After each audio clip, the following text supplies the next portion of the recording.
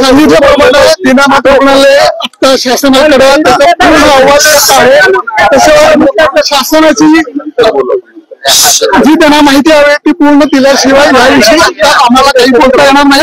तरी सुद्धा दीनानाथ रुग्णालय याविषयी माध्यमाला योग्य माहिती दे। मी एवढं सांगतो आता याविषयी आता हा विषय तसा मेडिकल संबंधी गुंतागुंतीचा आहे।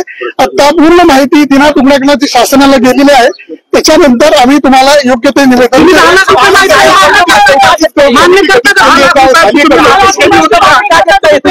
झाली का आणि ते पण पेशंट समोर मागणी केली पेशंटला टेन्शन घेतलं। मला वाटतं मी स्पष्ट केलेलं आहे।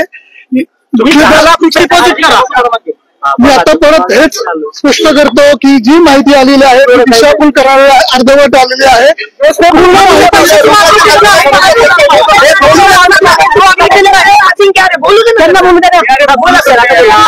दीनानाथ रुग्णालय याविषयी त्याची भूमिका लवकरच स्पष्ट करेल। सर ही तुमची प्रोसिजर आहे का?